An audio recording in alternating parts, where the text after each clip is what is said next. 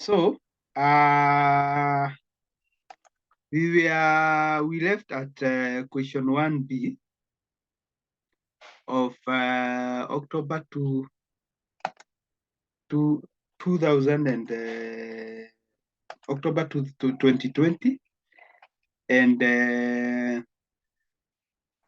you are supposed to share your draft. But before you share what you did, I investigated about. I promised to investigate about vesting orders. Vesting orders is where you go to court to make the legal equity of a property to be vested in you. And in my research, if you look online, the cases that are there, it happens in two scenarios. In the public auctions, like the case that Nani shared last time, Ben and someone. And number two, when there is trustees, where trustees are involved, they want the property to be invested in them, so that for the benefit of the beneficiaries. So in such a situation, this question, where someone, there is a dispute of sale, somebody bought the land, the transfer was not done, vesting order cannot, it is not one of the pleadings you should, which are supposed to be you are supposed to draft. But that knowledge I've shared to you can be brought in an exam, and you know what you do. Vesting order, of course, is done through an originated summons. You quote order 37 rule 1 and 3 if it involves trustees. But this question, you do an originating summon, and you do an adverse possession originating summons and an affidavit, and the student, of course, the student who scored the highest marks did not do that, and we are going to look at how he did this question, which I have a problem with. I'm going to tell you why I have a problem with that answer right now. But Marianne, did you do your draft? I wanted to do them today. I had gone through the paper, but I wasn't able. So we can just go through them, and then I will try and do my drafts and send them to you before Sunday, so that you can just highlight if I did the format properly. But I had read the questions. It's just that I wasn't able to draft, but I did the initial originating summon. You know, the essence of this class is drafting. If you know, drafting is a skill that it goes into your hands, and the more you draft, the more you are supposed to get it. So that's why I want you to draft, and to get you draft, then you share. You know, of course, you are supposed to be honest. Don't look anywhere. You time yourself. Then we come and look at the structure and the content. But I have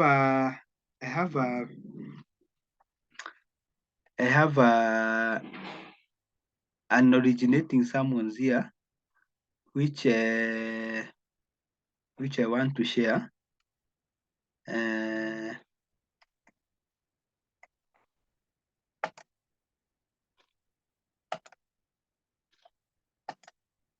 Which I think it's because when you see, we have a lot of things to do, and we have a limited time. So I can only be granting a chance for someone to be able to draft, only one chance, because we have a lot to do. Sample originating summon, of course, an originating summon. This was done before Kitambo, 2005. Of course, the Environment and Land Court had not been established, but the format is the same. You say the Republic of Kenya in the Environmental and Land Court at Thika, then ELC number, and you must say that is OS. Then, in all matters originating summons, you must say in the matter of. That is very, very important. Never forget that. In all matters that involving originating summons, you must say in the matter of the person. Then you say originating summon, that is the heading of your pleading. Then you quote the section, very, very important, Order 37 Rule 7, which you are bringing it under, which you are bringing this application under. And that is enough for the exams. Don't remember so many things. Don't quote so many things. Order 37, Rule 3. Then, originating summon, you say read. Read. Then you in our question, Lucy was the one person who now got the grant. You can, this is the wife to this person. You can call him Lucy Samuel, because his husband was called Samuel before he died. Then you say of PO Box, of course, Nairobi, enter appearance within 15 days from date of service of these summons, which issued on the application of. Then you say the applicant. Our applicant here is, in this question, he was called Joseph. So you say Joseph, who claims to have acquired the land reference number herein, called Suitland for orders that. Then the applicant be declared to have been the legal owner entitled by adverse possession for over 12 years since the time you stated. The said applicant be registered as a proprietor of the same parcel of land, namely. Then the costs of the application be provided for. So those are the orders that you pay for.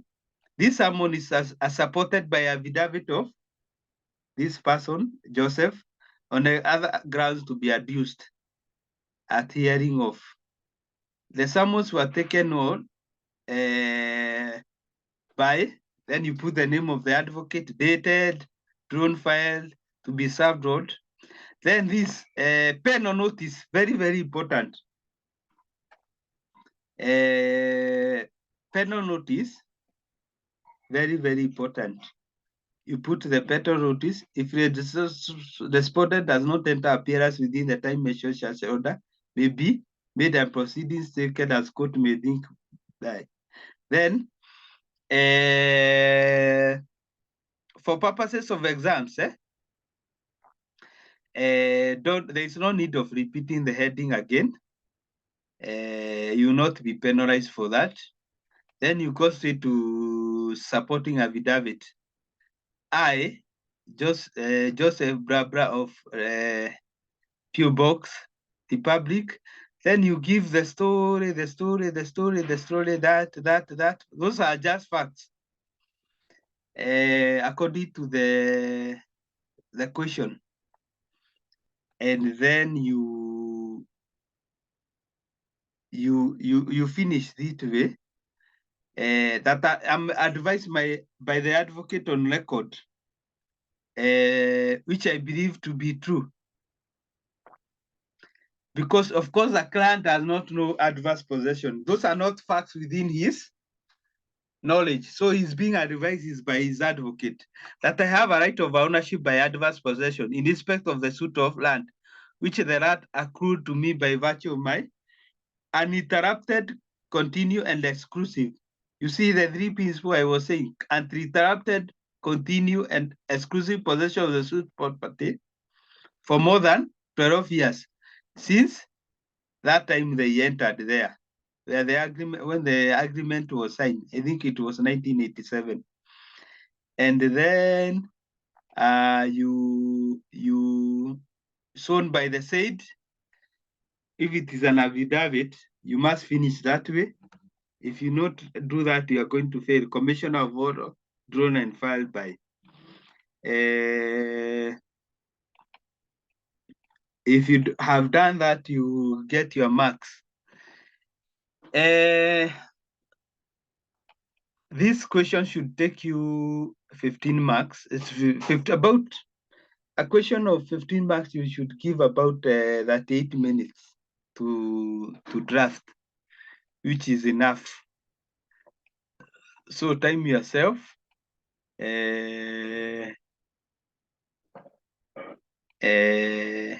Another thing I forgot here, in the matter of limitation of actions, it is very, very important when you are doing adverse possession. Then in the matter of third person, it's very, very, very important.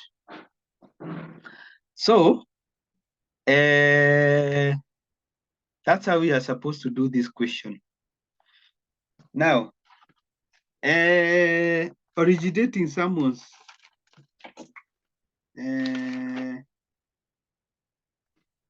Questions for adverse possession have been tested. Back, it was not the first time. It was stated in question 1B, November 2016. So when you are drafting between the draftings, because I want us to undertake that exercise, so you have the opportunity to draft that originating summons.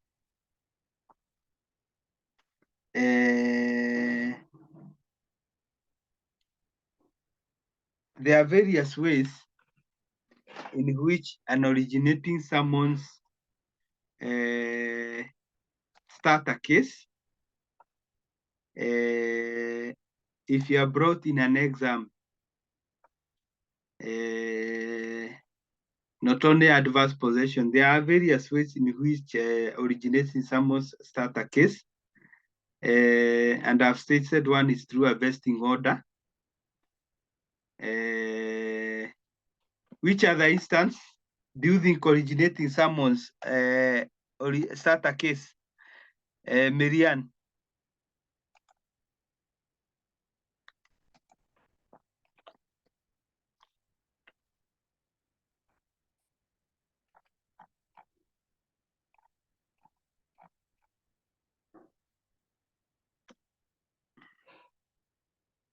Marianne?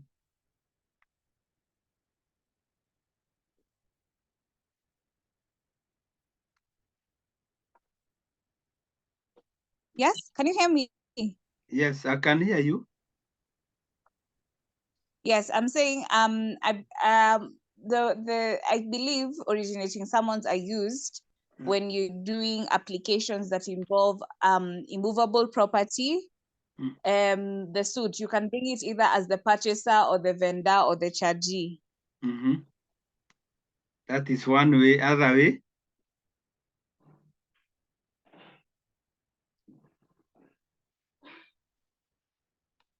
Ruth, what other instances? And? Okay. And interpleader. Interpleader proceedings, if you are brought interpleader proceedings, those have been tested in the past. You are going to do them when you are doing the drafting in Part B of year 2008 to 2019. Please draft when I tell you to draft these things. Ruth, the other way an application can be brought through originating summons? I would say the issues of partnership. Partnership, dispute in, through partnership. That one has I not wanted to been say those tested. things for mortgagee. Mortgagee and mortgagee. She's already said them. Okay.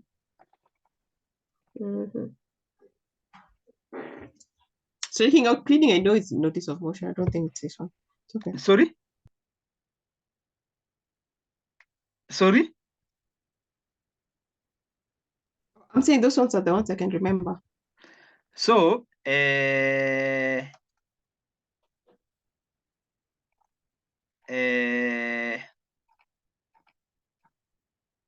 you know, the reason you can be brought, because we don't know what will come in November. Interpleader procedure application, and they have said that one has already been tested. Issues to do with the trust,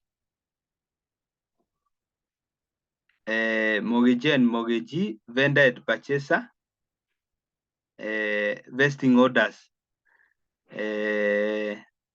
application to remove a caveat is through an originating summons.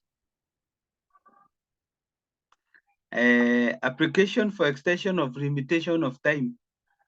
For example, the time to bring a case has elapsed. For example, if it's a tort negligence claim, car accident must be brought within 3 years.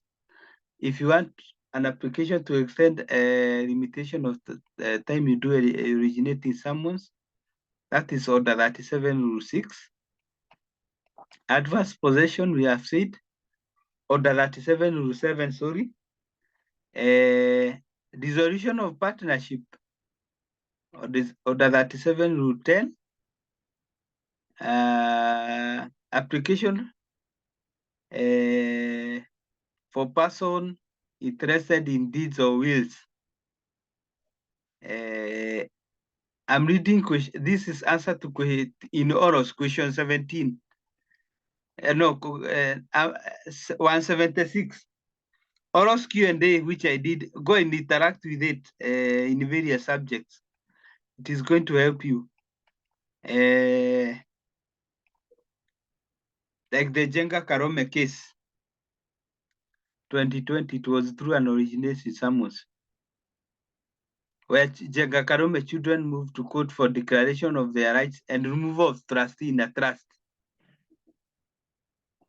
Application for division of matrimonial property. It is origination of summons. Application for reconstruction of damage file. If you get such a kind of a question, it is originating summons. Application to the High Court to remove an arbitrator from arbitration proceedings is an originating summons. An application to enforce a professional undertaking is an originating summons. Application for adoption of a child is originating summons. Application by asset recovery agency to recover assets which were acquired from or profits or benefits of process of crime is an originating summons. That is applicable in criminal.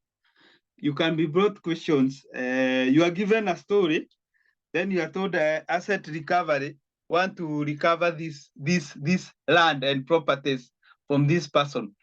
Draft your pleadings. You do originating summons. So those are instances that you originating summons are used, and the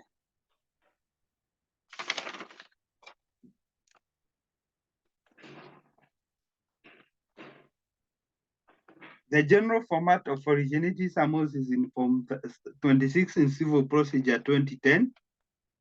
They have given the format there. You can look later.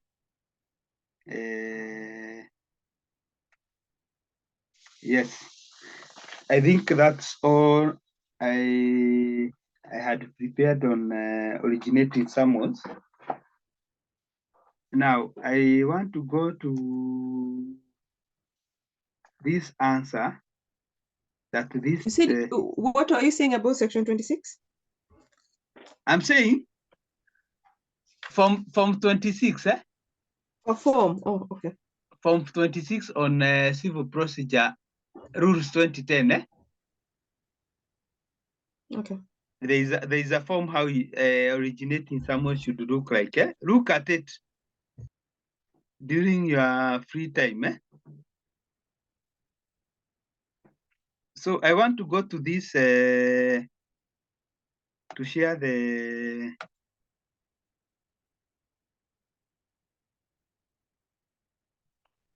I want to look at how this you can see the question.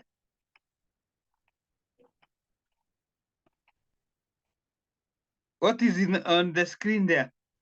Yes, we can. You can. So I want to see, to go to how these students tackled this question. And he got 18 marks.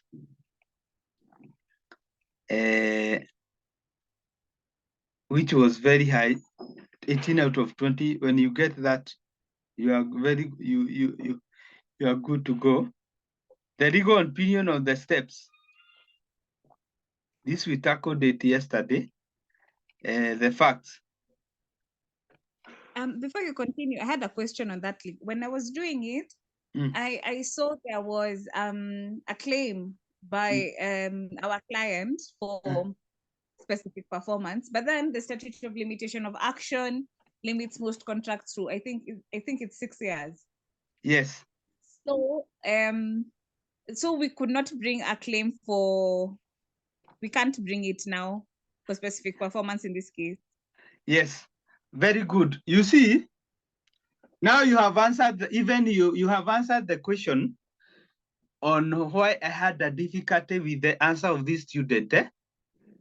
You will see how he has answered it. And of course, when you have studied well and you know the law well, you will see that this answer has not been answered well. And she did not deserve to get 18 marks. I can tell you that. Because of the limitations of what you are saying. We find the following issues. Whether the intended use within the requisite 12 years, limitation of time, he's answering well.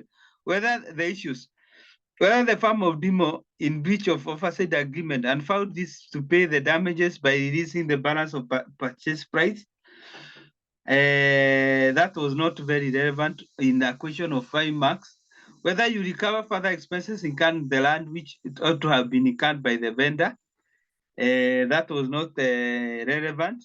You see, when you're doing legal opinion on 5 marks, you use about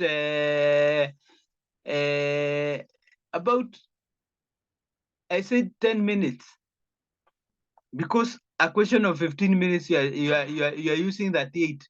So divide by 3, 13 minutes. So you don't have the time to write all this. Think and write.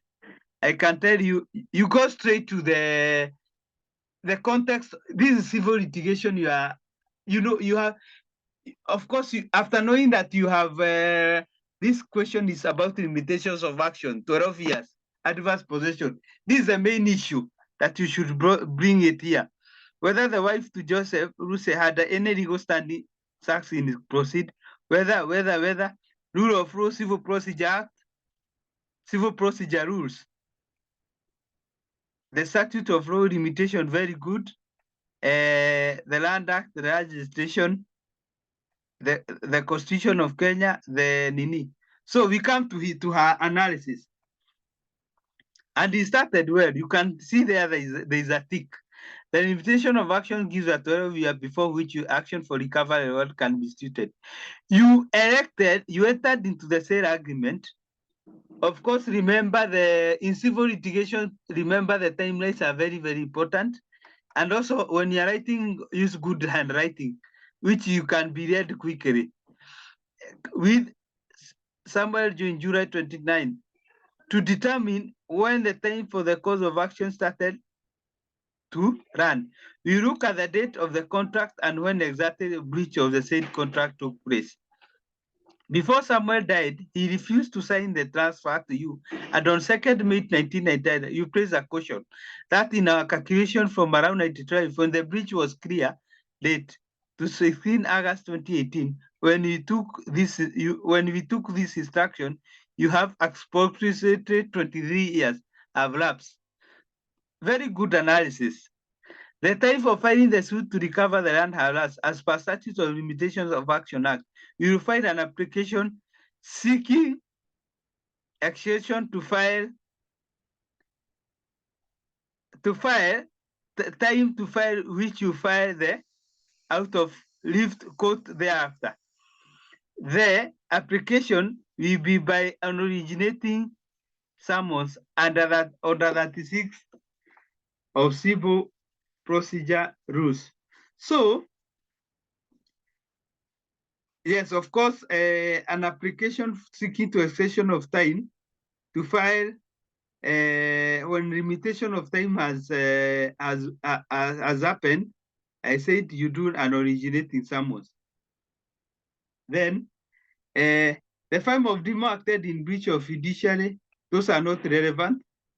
Issue 3, you see, after it was circled, those were after you bring that issue, then the conclusion, you have a valid case of action after filing the application to extend time within which to file the suit.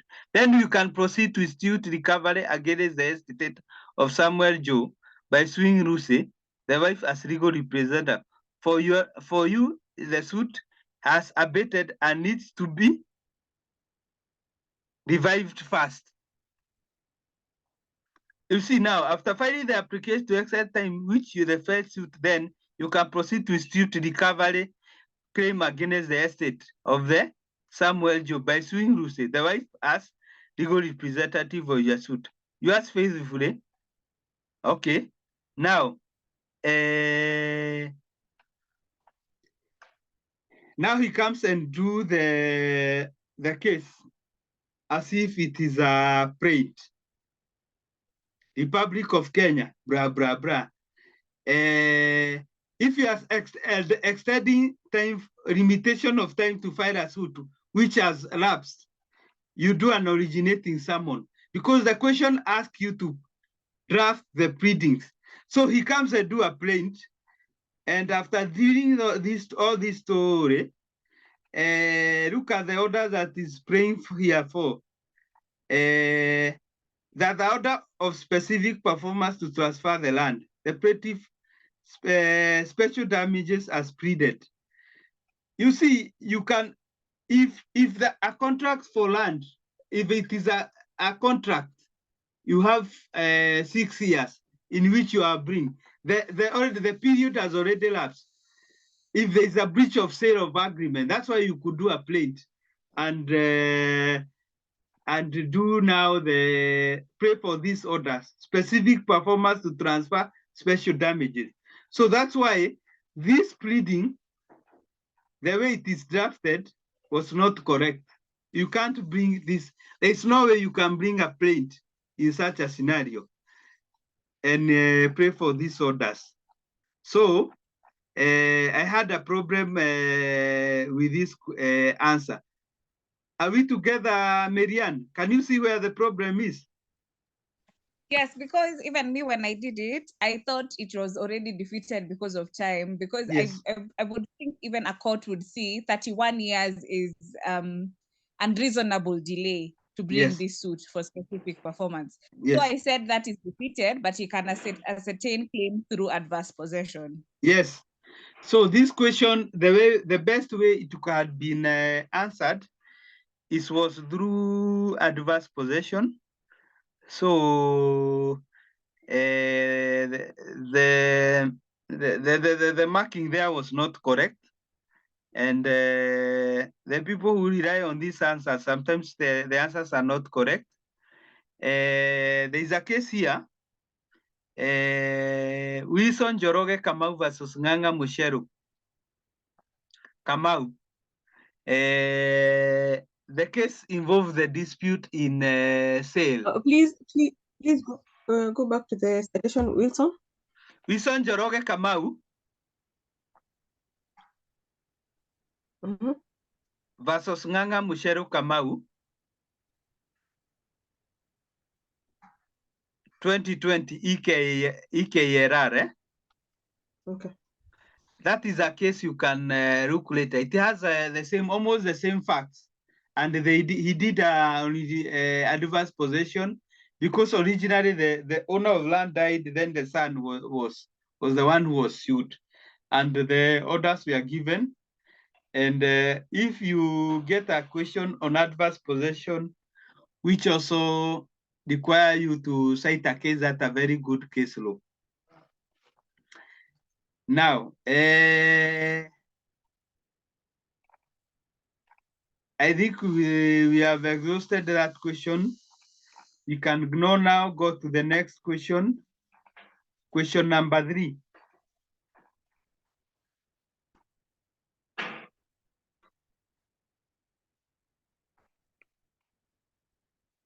Which I want to read. Practice is you are drafting on that originating summons. Practicing make perfect. Then question 3. Clever and Company Advocates has 2 partners, John Clever and Peter Williams. The firm acted for Rhys Jones for PO Box 1103, Nairobi in EACC of 2007. In January 2009, John Clever was employed by Zidco Company Limited as an in-house lawyer and stopped taking out practicing certificate, but never resigned from the partnership. In 2010, Peter Williams established another firm in which he practices in the name and style of Williams and Company Advocate. The suit was concluded and the firm of Clever and Company Advocates filed an advocate client bill of cost after the disagreement of fees. The applicant in that bill described himself as Peter Williams, TA, Clever and Company Advocates.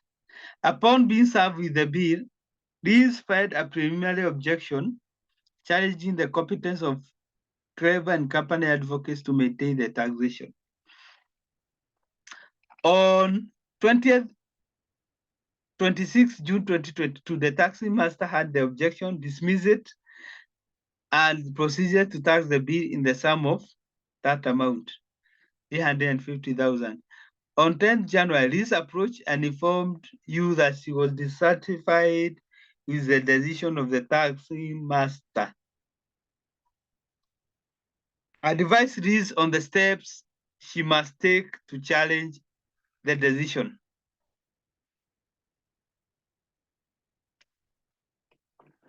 So, Marianne, what do you think are the keywords there? We are challenging the decision of the tax master. Yes.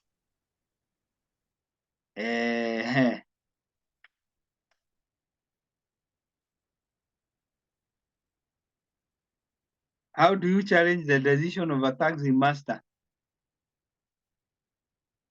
I thought, okay, I wasn't sure. I thought about it in 2 ways. If it's like a quasi-judicial function, we could seek JR, a review from the High Court.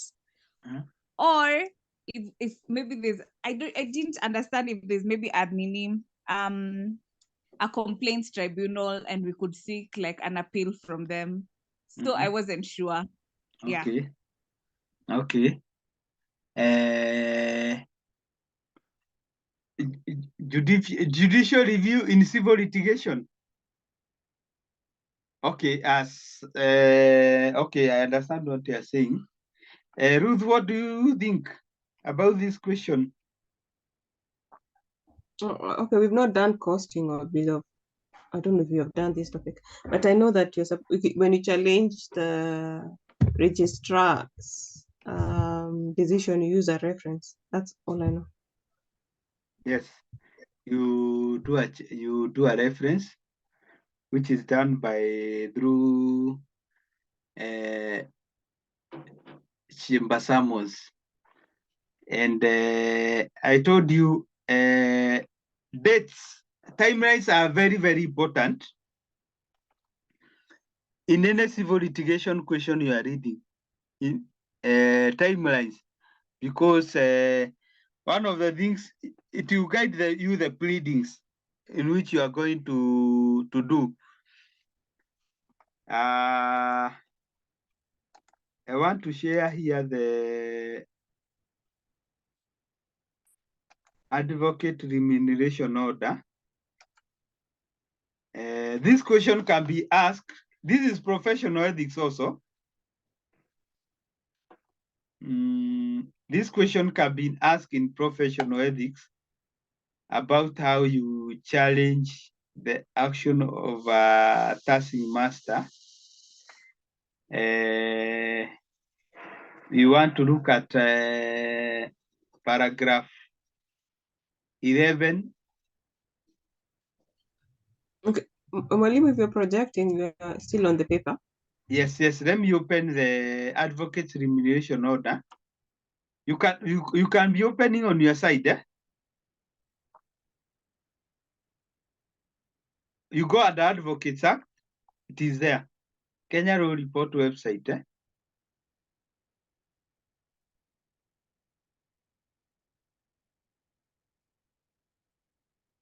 This question has never been tested before. And it was not an easy question. I can tell you it was not a quick. I can tell you, I can assess the question one which we did there on adverse possession is something you can get very quickly. But this question is not very easy. So I want us to go very systematic. Advocate remuneration order.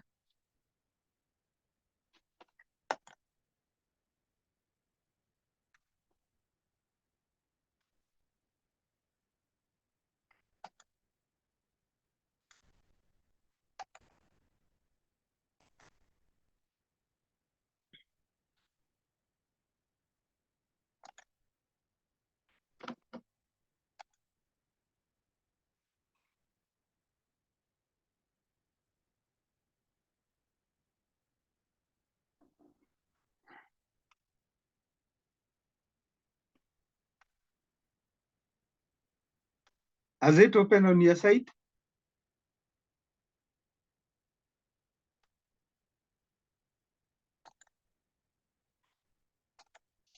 Yes, you want Advocate regulation 16.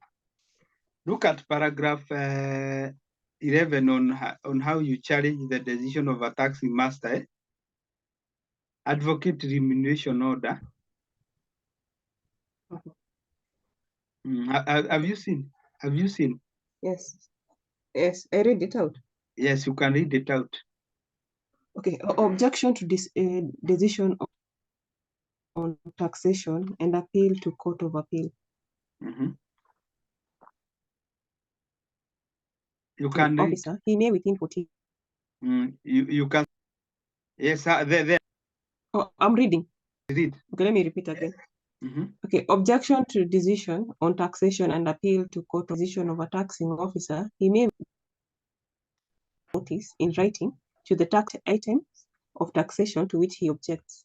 The taxing officer shall forthwith record and forward to the objector the reasons for his decision on those items, and the objector may within 14 days from the receipt of the reasons apply to a judge for chamber summons, which shall be served on all the parties concerned, setting out the grounds of his objection.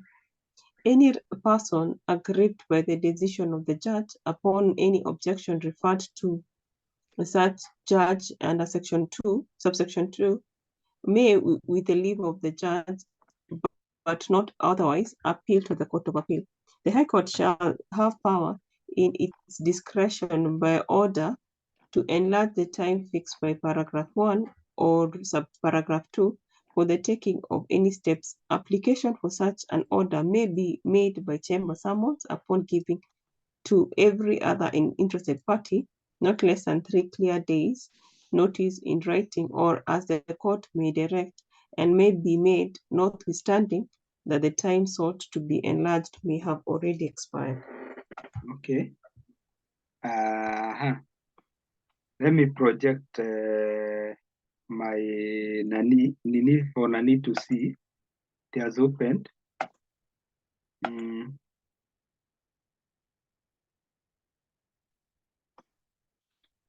Now, your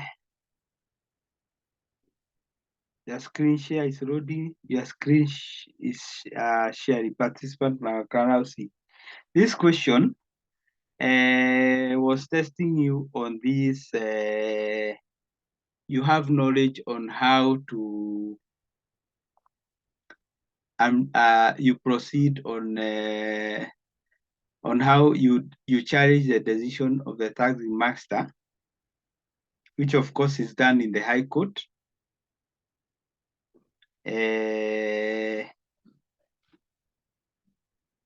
After the taxing after the taxing officer gives a decision, you have 14 days to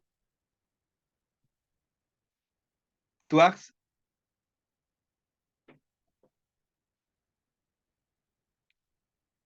to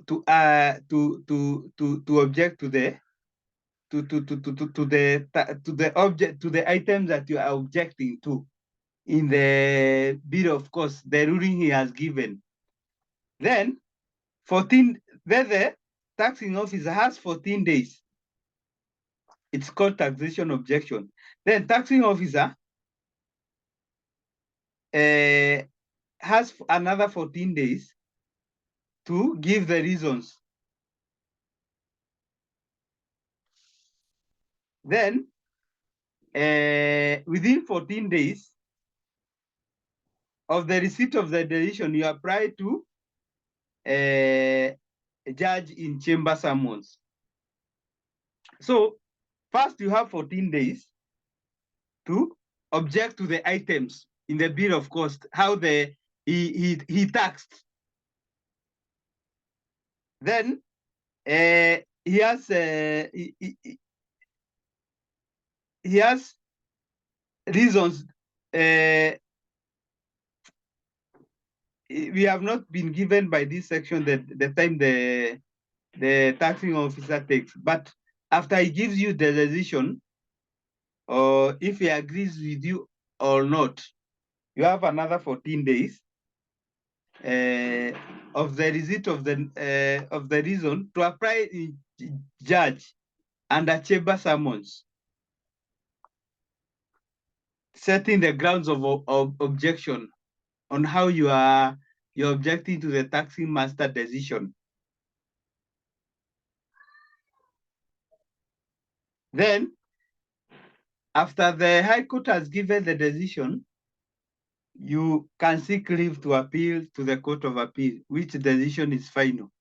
I have not seen many cases going on appeal to the Court of Appeal on taxation.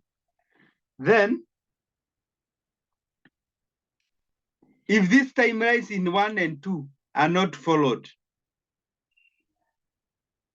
you may, in application, through chamber summons still,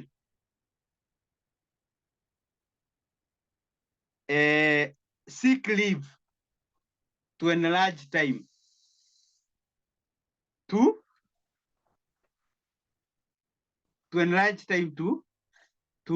file your reference through chamber summons. If these 28 days are not followed, the first step that you do is to seek leave to appeal out of time.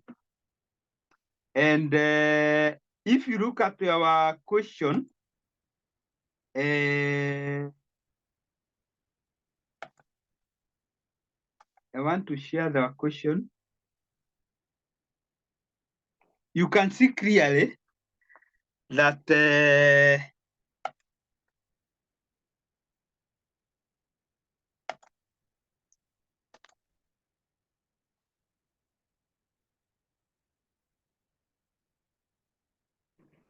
your screen is holding, you can see clearly the decision of the taxing master was delivered on 26th. So if you calculate 26, 2022, and the time this exam was sat in October, those were more than 4 months. Those were around 4 months. So let me ask, yes. Are you supposed to look at when the exam was set or that statement on 10th July 2022, Liz approached you? You are supposed to do the date of exams. You know, that is a very, very important question. You are supposed to do. She came to your chambers on the 10th of July. Yes. Yes, but when are you advising him? Ha!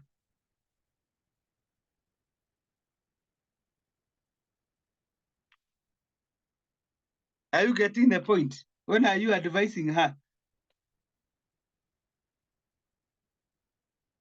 You see the timelines, Unaona, that's why I told you in an exam of civil litigation at a criminal, you must be very careful with the timelines.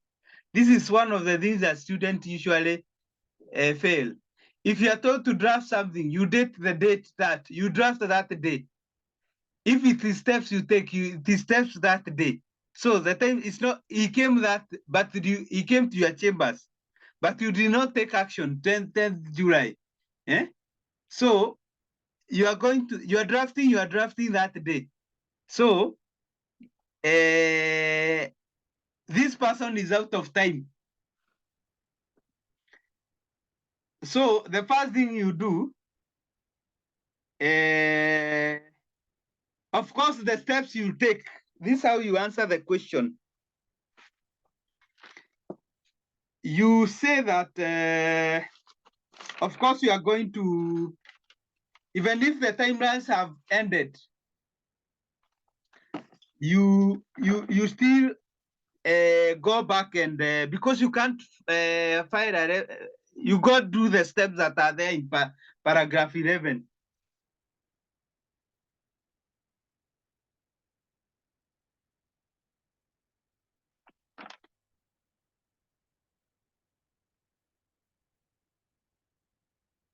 Ruth have said that lights have gone off, but we shall continue. Are we together, Marianne? So let me understand. We when we are drafting, the dates we consider as the day for taking action is the day we are doing the exam. Yes.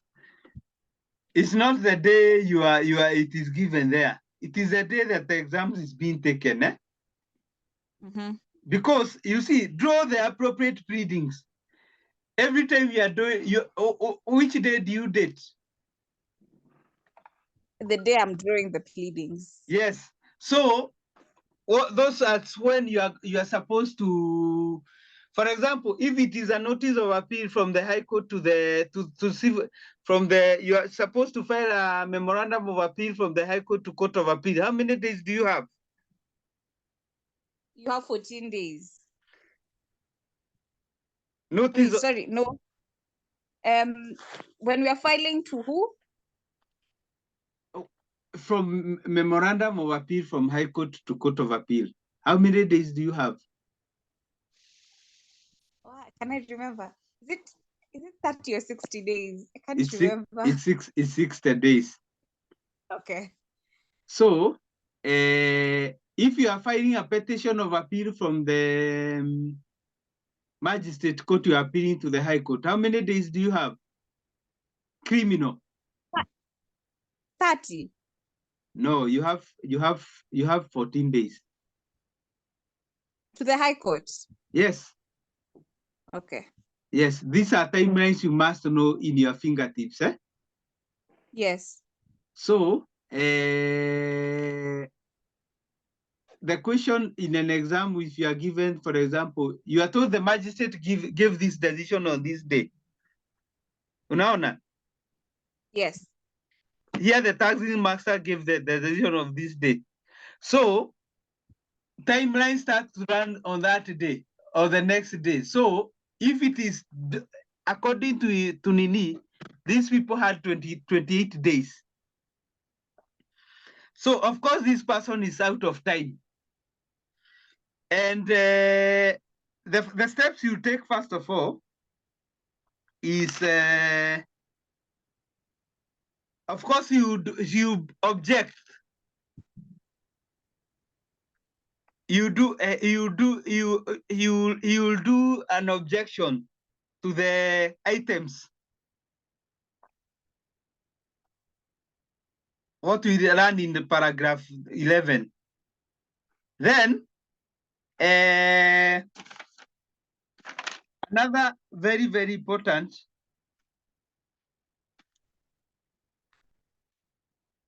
he will prepare.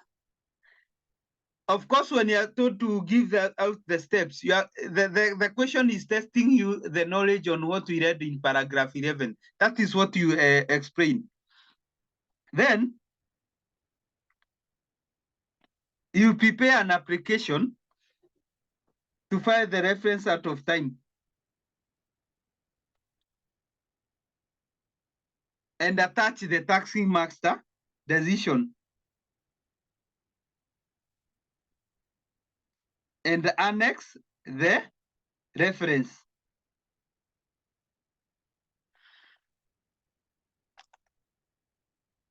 There is a case here I want us to look at, which I found when I was doing this this question when I was preparing. It was a very good question called County Government of Tana River versus Miller and Company.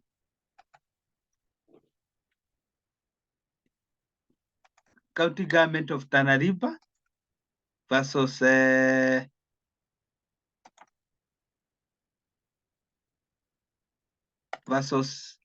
you can open where you are.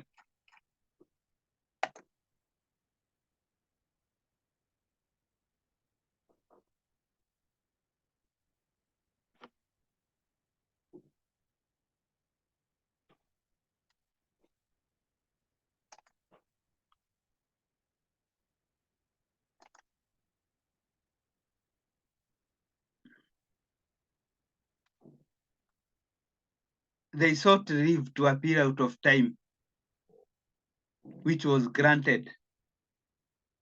And if you look at the prayers they sought, they had attached those documents.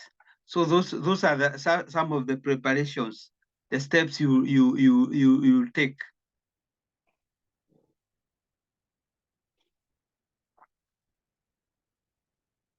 Have you penned County Government of Tana River versus Miller?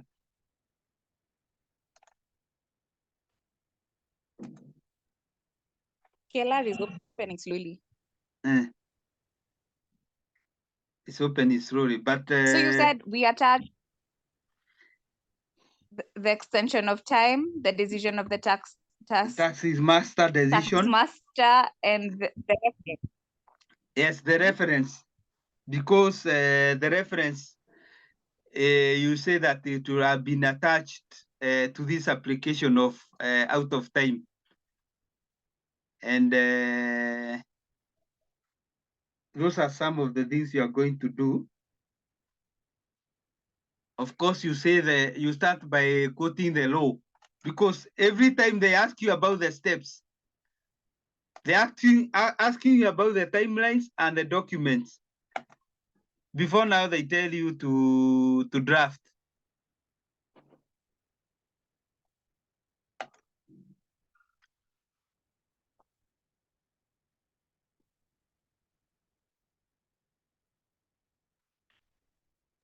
What is this reference? How does it look like? It is a chamber summons. Okay. Yes, chamber summons. It's called a reference through a chamber summons. It's the way you can say a miscellaneous civil application, but it's done through a notice of motion. Unaona? Have you seen something like this? Those? Do you have a Yes. sample? Yeah? Do you have a sample so that we can look at it? I don't have a sample. I don't have a sample, but I can get in law firms. That is my, you know, when you give me work, I go and do my work. Yeah, if you can, it would be helpful. And also, Thank you. And also, when I give you some things you draft, una draft because you know it is help you. So I want to share this case here. It has opened. I'll get 2 documents from law firm. One is for an application to file a reference out of time, and a reference itself. Getting is easy. Some of the documents I had in the pleadings, I have them in hard copies here in my file. In fact, I have an originating summons. I got it in law firms, but of course I can't share. You see, the problem with sharing with the documents which are gotten from law firms is, you know, the confidentiality part. And these things are going to go online. But we are going to see how we are going to go about it.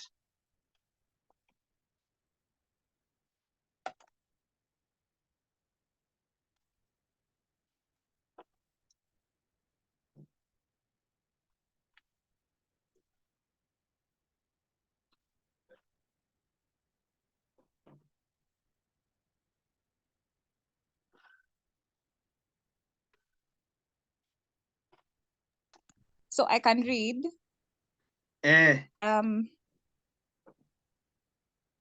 Republic, okay. In the matter of the Advocates Act,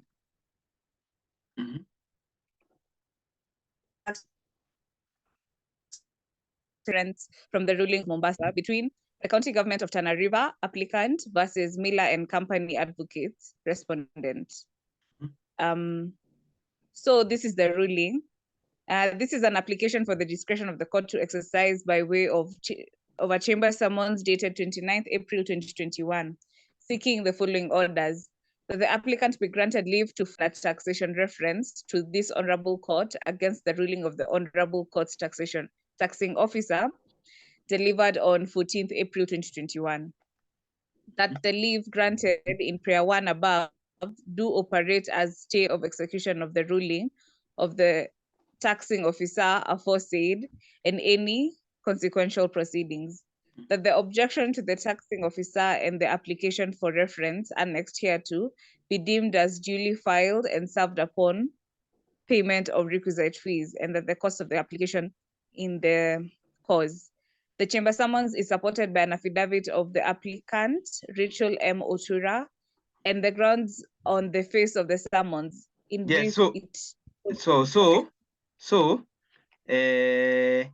this how this when you are doing this question, when you ask the steps, the first steps you do he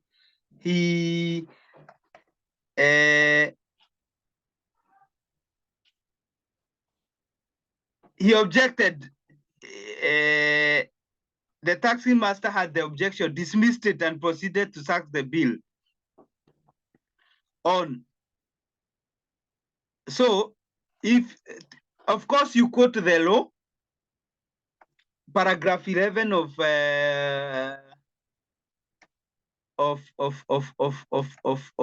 advocates remuneration order, then you say that you are going to prepare for the chamber summon seeking leave to file objection an objection and taxation reference.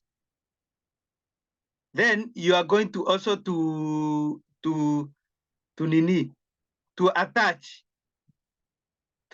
the application for reference, the chamber summons. Also, you are going to prepare it, and then taxing the objection to the taxation officer, the preliminary objection he did, also you are going to attach. So if you give those steps, you are going to, that's how you are going to do to your chamber summons. And then it is a chamber summons. Then you are going to do your affidavit. And if you see that, if you look at this decision,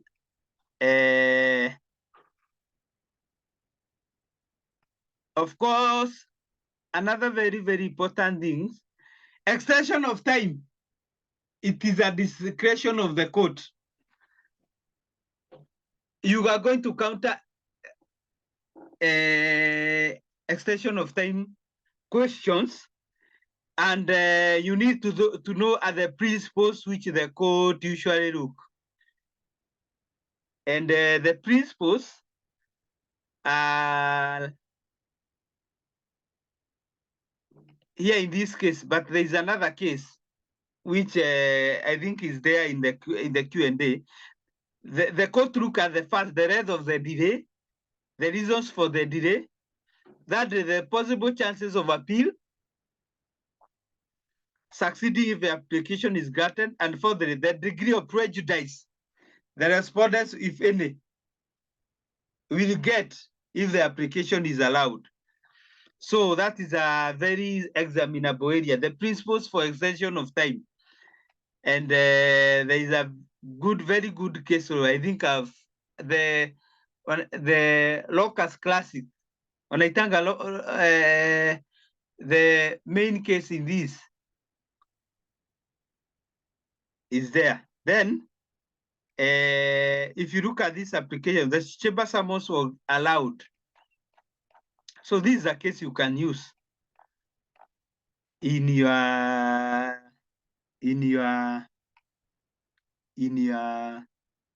exam. So I'm going to look at for these pleadings in these law firms, and if I get tomorrow, if it may take time because tomorrow is Friday, maybe next week, but I promise you that I'm going to share with you. Even if I'm not going to project, I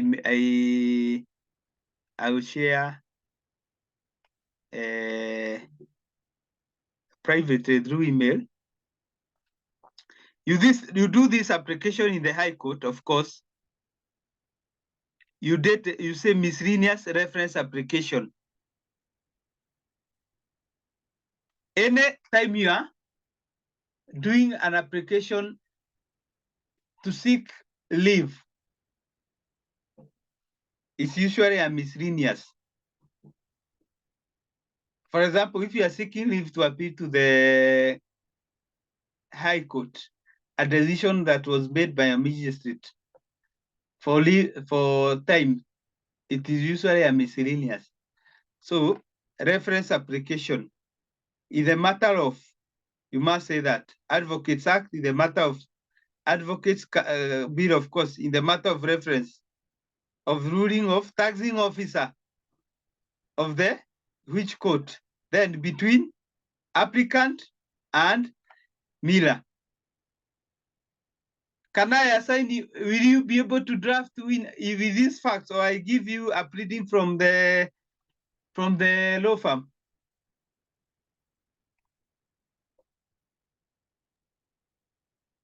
I think we can attempt. You can attempt. The one I'm I not think getting, so. The one I'm not sure about, but you'll guide us after we attempt, is that one for the part for leave out of time through the same chamber summons. I'm a bit confused on that, but we can attempt first, then you clarify. Okay. Sawa. You can you attempt. My homework for you is for you to attempt this question to draft. And the other one originating summons for the first question. Leave that one. That is not very difficult. Attempt this one. And I'm also going to look at these pleadings from law firms. Or for sorry? I'm sorry, I have a question. My net had gone off kidogo. So if you're going to apply for the leave of court for extension of time, I thought extension of time is done by an OS.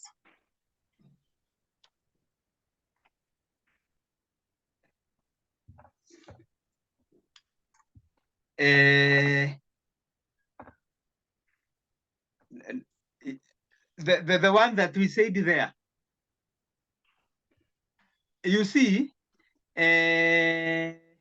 limitations of time and the limitations of Action Act. You see, if you see, the issuer say,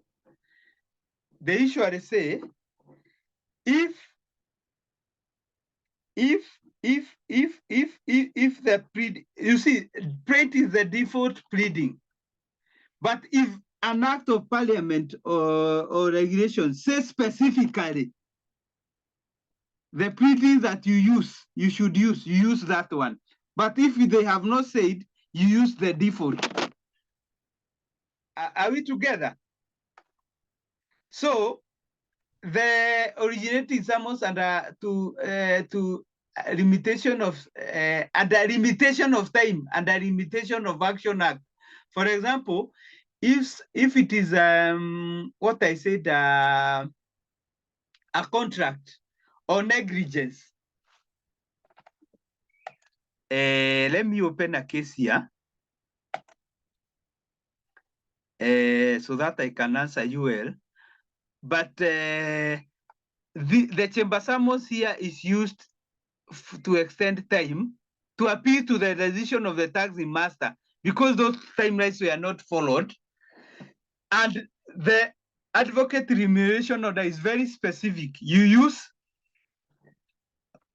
chamber summons. But if it is under Limitation of Actions Act, the things that have been said there,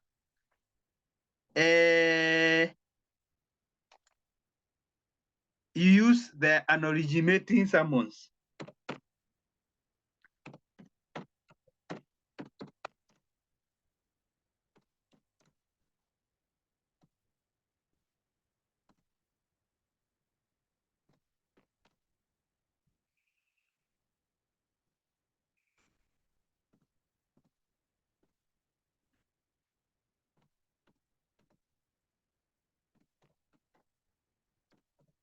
You can look at Kenya Law website. Also look at originating summons for leave to appeal out of time. Under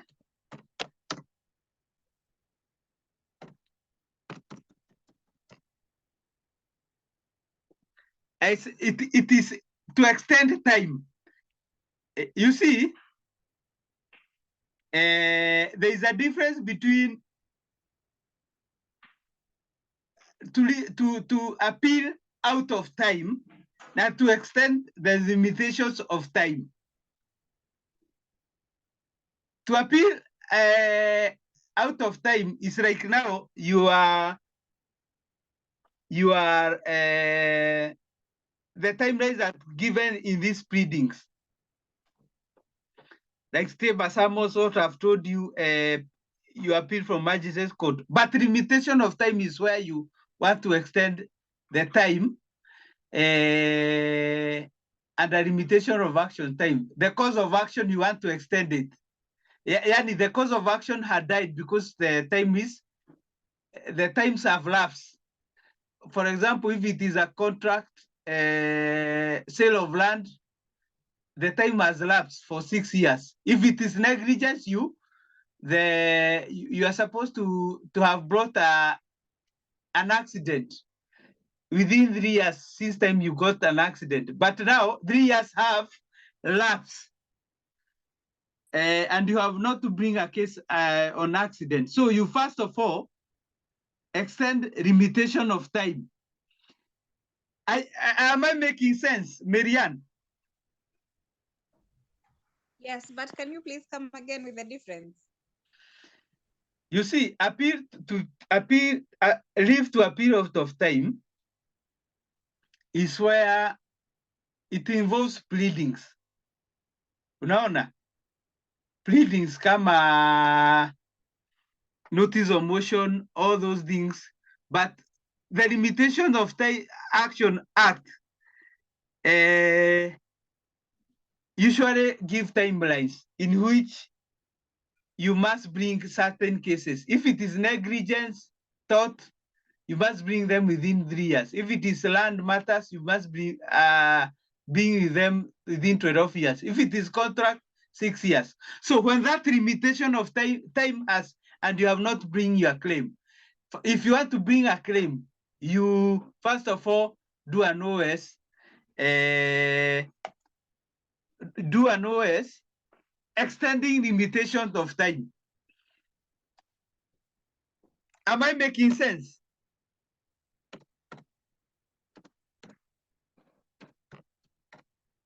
Yes, one is about the Limitation of Actions Act is about extending time because the suit is out of time entirely. Yes. But the first one is where the pleadings are out of time. Very good. Simple. You have in my many words, you have explained what I'm saying. I wanted to look at just one case where the extension of limitation of time was allowed. You can also look at your side under Kenya law.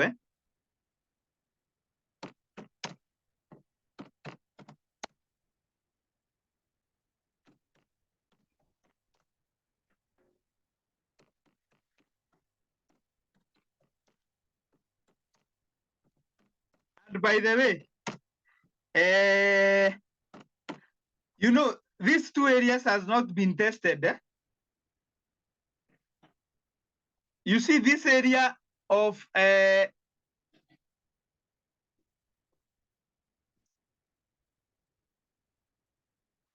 is a 2021 case here. This area of originating summons to extend time and a limitation of Action Act and appeal to file, in fact, an application to appeal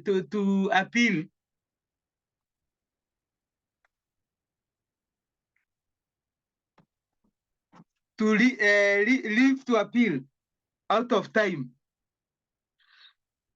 either in the magistrate court, high court, court of appeal, Supreme Court. This is an area that has not been tested. And you can be told to draft the pleadings. So know the timelines, because for you to know if the pleading is out of time, you must know the timelines. And you must also be able to interact with the Limitation of Actions Act.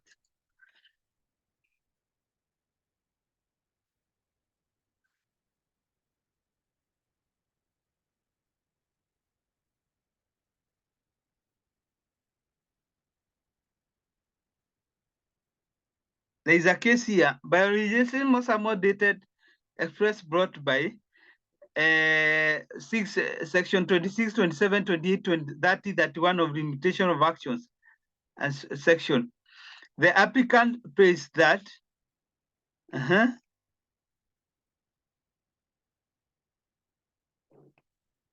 there are instances where extension of limitation of actions can be extended.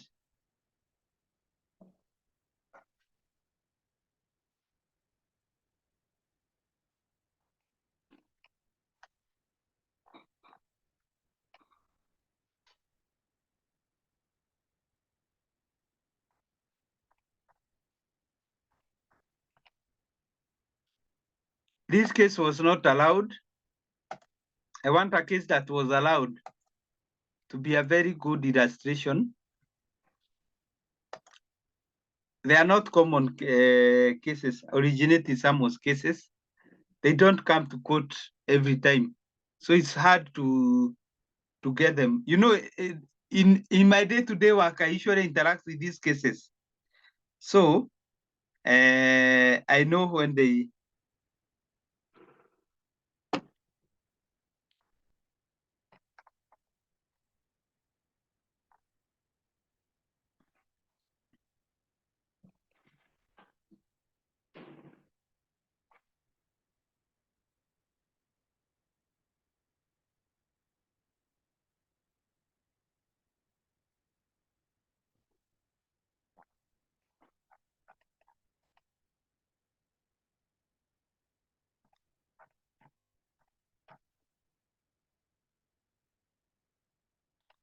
for example, there is a case here.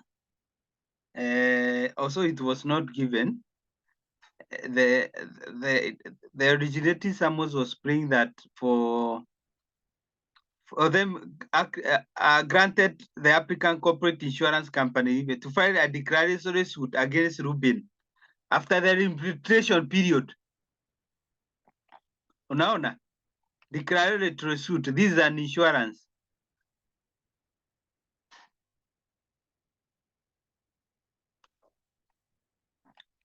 It was not given.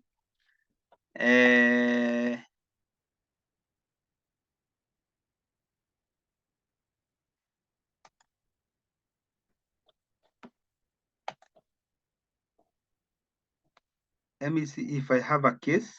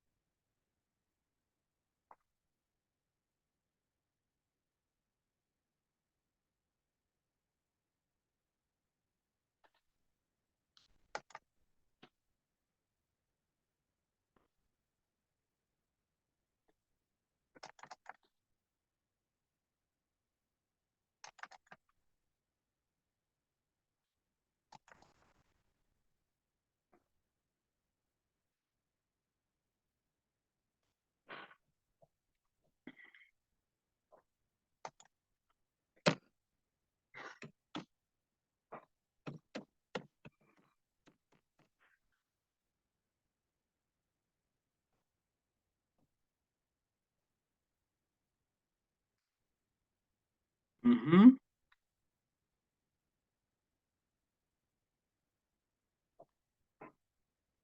have a case here. George Getonga Wajiko versus Moses Kariuki Mushiri. I've looked at my notes.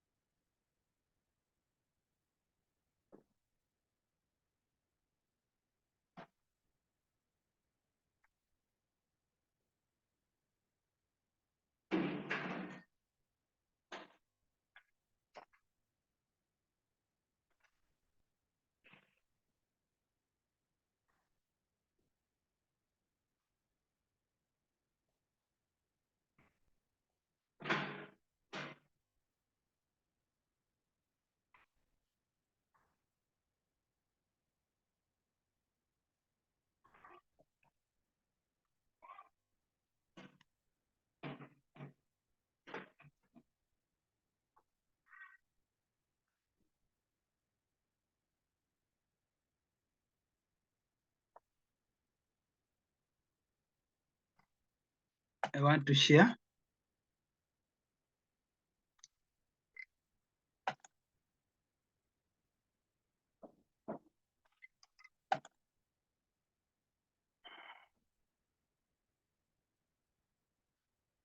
This one.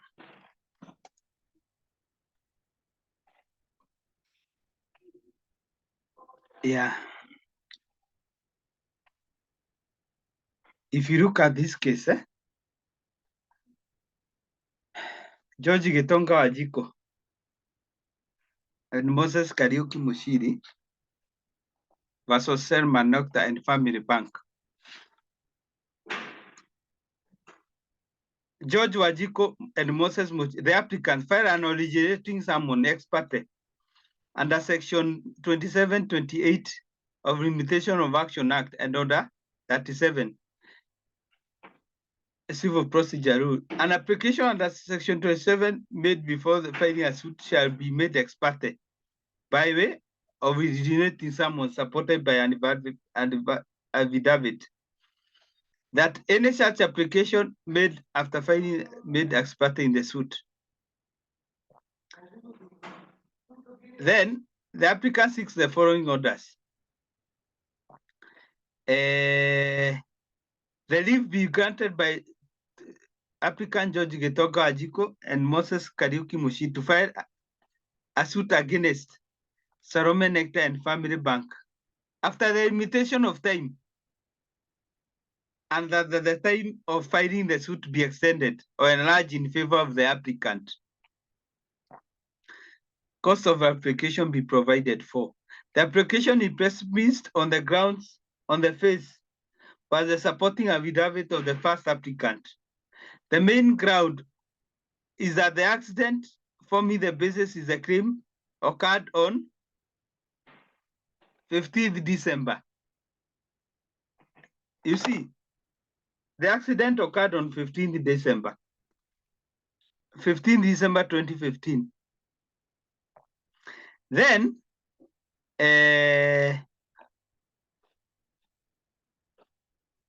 under Section 4.2 of the Limitation of Action Act, it provides, which you should interact with, look at that act, an action founded on thought, accident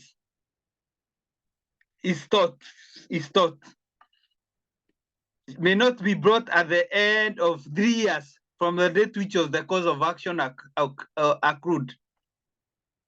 So any claim ought to have been filed within the 3 years. So they brought this case because already time had elapsed because of this section. So you explained the delay for why it was denied. Then you see I'm satisfied by the applicants have successfully explained the delay. I find the deserving. The applicant is allowed orders granted. Leave is granted to these people. Then the suit, they should now file the suit now. The plaintiff seeking for damages for accident, but they went through an originating summons to extend time because the Limitation of Action Act caps the claim under thought for accident to be under 12 years. Are we together, Ruth? Yes. So this interact with the case, with this act. And what I'm telling you is it can come as a question. The principles that are involved, the sections, and also these are case law you can quote. You have dealt with a possible exam question that can come, and you know how to draft.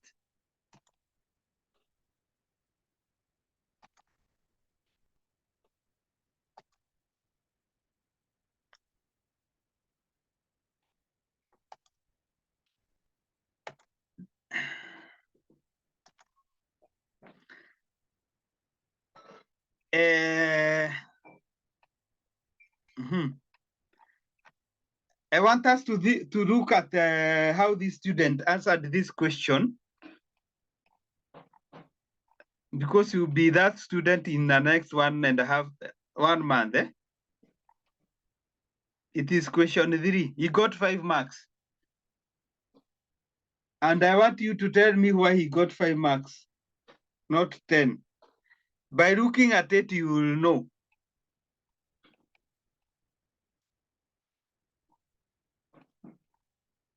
This is the highest performing student.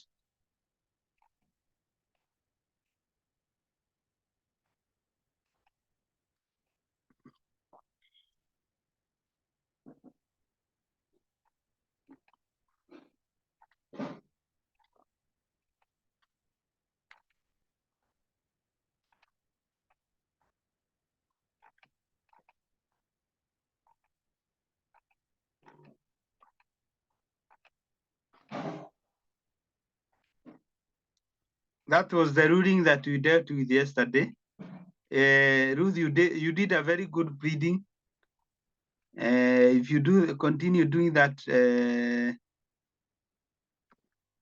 if you continue drafting that way, you'll be very ready. That's why I want you to be drafting these things practically, because by drafting practically, you'll know.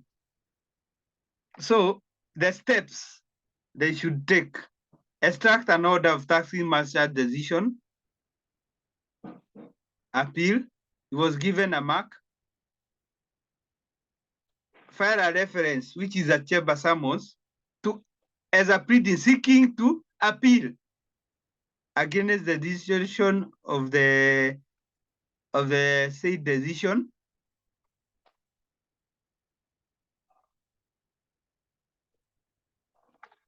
And you don't file because he's out of time. Get type proceedings. There's nothing like type proceedings in a taxing master decision. You only get the taxing decision.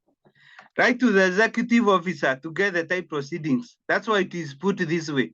It did not get. Seek leave to go to appeal.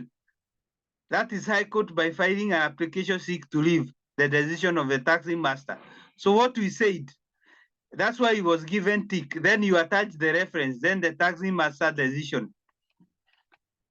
Then 3B, he was not able to file, to name it as a chamber summons, the correct heading. Let all parties meet on the chambers on this day. You know how chambers look like. That's why he did not get the question. But of course, this marker was not very strict, because this is how this is not how it should look like. But of course, he was given a mark. The appellant be satisfied with the issued on the 26th and appeal against the following grounds: that the tax erred, in fact, by preliminary objection, which challenged the competence of the firm of Clever and Company advocate. That the taxing master erred in law and fact, erred in law and fact, erred in law and fact. Like you are doing a memorandum. You see, it is not done this way. Reason whereof I pray that the decision of taxing master be set aside. Of course, that is one of the prayers under that cases. And leave be granted for you to, what we have seen in that case of county government of Tana River versus Miller. So you can see he tried. She tried. She had an idea. But that's why he got 5 marks. And I think these people don't mark strictly, very strictly. I thought if you don't get the pleadings, even if you put the context there, Irene, you fail. So,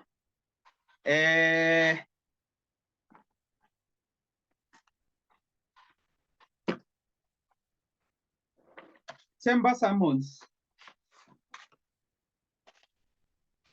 Instances where you use a chamber summons to institute a case.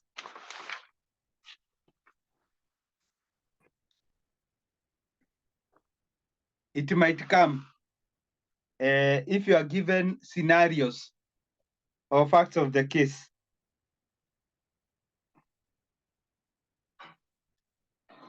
Leave to issue notice to a third party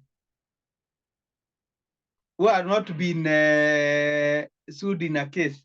Order 1, Rule 15. It is done by way of chamber summons. Apply for directions after appearance of third party. Order 1, Rule 22. It's through a chamber summons. Substitution or addition of parties. Order 1, Rule 10 is chamber summons.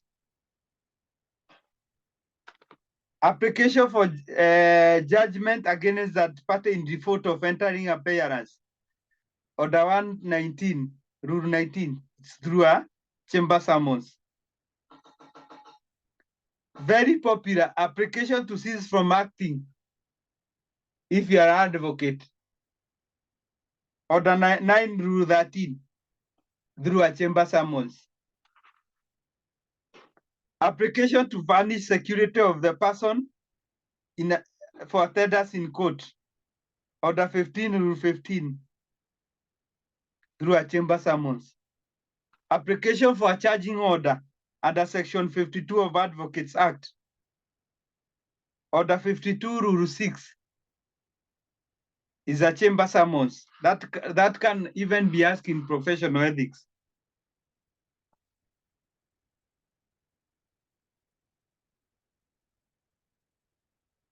Then can you come on the one for Rule 15? I mean, Order 15. Application to vanish security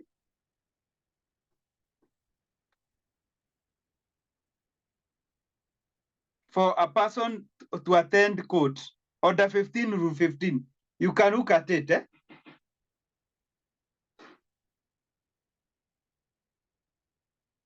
You said order what? Order 15, Rule 15.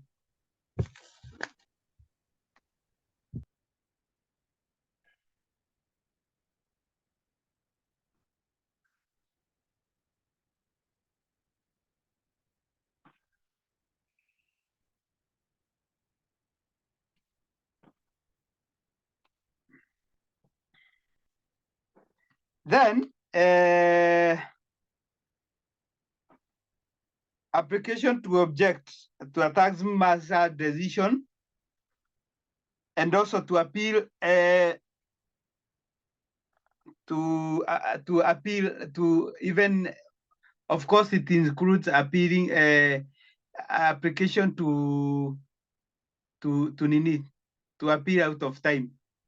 Both through a chamber summons, which we are tackling in this question. JR,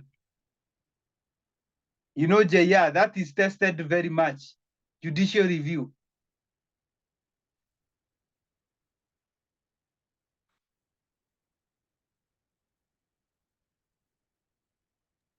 Well, whether at JR, let me just ask. If you do JR, I don't remember. I think Article 49. Is it still a chamber summons, or does the application not change? Article 49 of? I think it's Article 49 of the Constitution. I can't remember what article it is. It talks about. I think it's. Is this the one? I know it's Article something. It provides for JR to the High Court.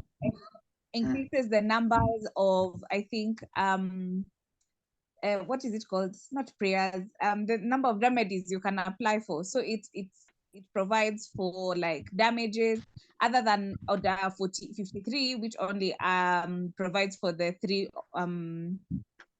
orders, certiorari, mandamus, those ones. So now you can do it also under Article. I think it's Article 49. I'm not very sure. It's now Article. Sorry? Yes. Yes, that one. It provides for more remedies, and the High Court, it gives the High Court jurisdiction to listen to now JR applications. There's a ruling by Justice Odunga talking about it. Yes, it is Article 23, yeah? Okay. So is the application still the same? You see, if you are asked a question which has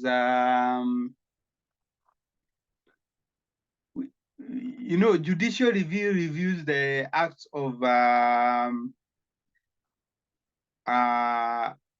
administrative body like NTSA.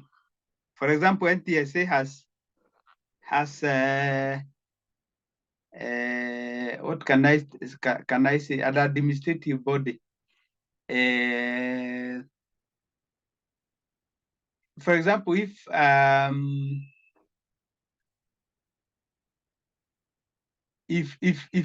there are no constitutional, there are no breach of violations, infringement of Bill of Rights, you can do JR. I'm looking for a very good example, but today JR is not very popular after the 2010 Constitution, because constitutional petition is more attractive, because the way you approach court, and when you when you approach enforcement of fundamental rights and freedom is a basic right, and the court, the High Court, can grant. And you see, when you're approaching court under enforcement of Bill of Rights, it can be done by any person, not you, even another person. But for JR you cannot do. For example, if your vehicle is detained by NTSA and you want to go to do a judicial review at administrative action of a body, you can't. It must be you, expert applicant. But here, even a person can do for you. Even a person acting in public interest. That is Article 22. And one of the remedies, they can declare rights under Article 23. They can give an injunctions. They can give a conservatory order. A conservatory order is like an injunction, but now it's given to a public body. A declaration of rights, an order of conversation, and an order for judicial review. So, if you are in an example, most of the now going forward in exams, if you are told about a question where for example, the police talk you, they detain this person more than 24 hours, the DPP did not bring charges, blah, blah, the police did this, DPP, you can do the judicial review, but under 2010 Constitution and the interpretation of court now, the best thing is the judicial constitutional petition, because it's more wide, it's easier to prove, because it's breach of fundamental rights and freedom.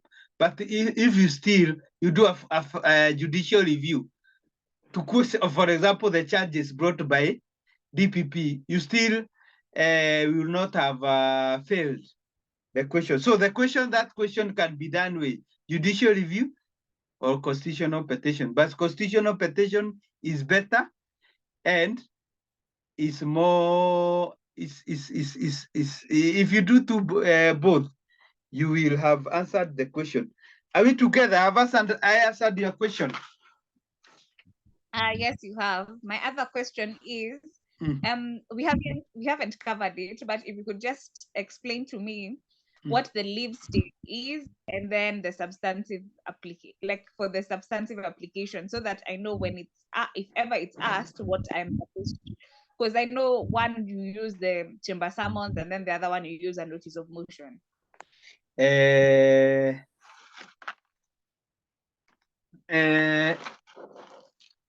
On the leave stage, you use chamber summons. You seek leave to appeal to bring an action you through to judicial nini, and there are timelines there in the civil procedure rules. Which order is it? Is it for 53? Then Yes. and 53. Then after you are given leave, you serve now you are next the notice of motion. You annex the notice of motion. Then after you are given leave, you serve the chamber summon, and now the notice of motion for all the things that you are looking. You know, the bad thing with the bad thing with a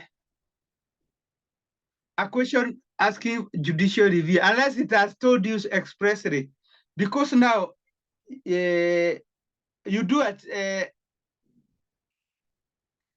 a chamber summons, then you do statutory statement, then notice of motion, and then supporting affidavit. Unless they have told you leave stage, document to seek leave stage.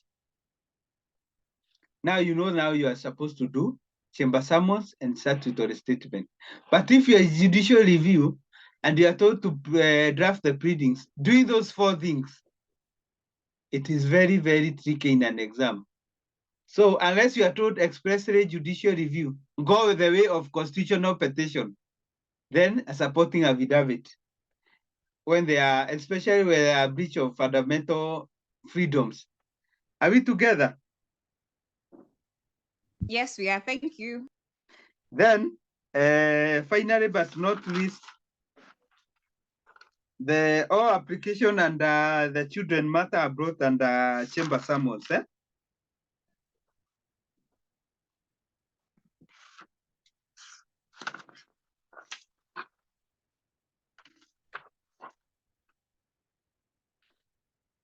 I want us to stop there, unless there is a question.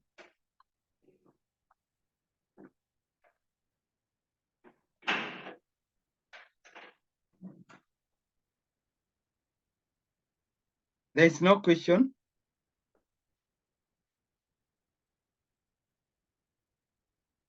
I think draft the pleading we have talked, and then I'm going also to look at the pleadings if I'm going to get them from law firms. Then on Saturday at 10, we are going to first of all deal with the drafting of the pleadings. That question 3B. Then we are going to continue with question 4, 5, and 6. I want us to finish on Saturday, even if we are going to do 3 hours. So prepare for those 3 questions. And we are going to see how we are going to go far. This knowledge we are sharing here, go back at your free time and look at the areas I've said. You are free to bring a clarity. I need to seek for clarification next time. because I can tell you these areas I'm touching on, there are very high chances of coming in exams. And with no further ado, we can close this meeting. Father, we come before you, Lord. We thank you, God, for this meeting. Thank you, God, for the knowledge we have shared. I pray, God, for the participants as they prepare for these classes, for the exams, for the release of project work. Everything that now that they are going to do between now and the exams, mid-November, be with them. Let their sacrifice not be in vain. Give me wisdom, knowledge to be able to teach and guide them, and good health. I pray, God, for subscription to my website, purchases, subscription to the YouTube channel, and views.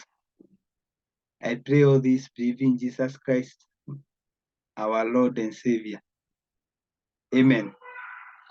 Have a good night. You too. See you on Saturday. Sawa. Thank you.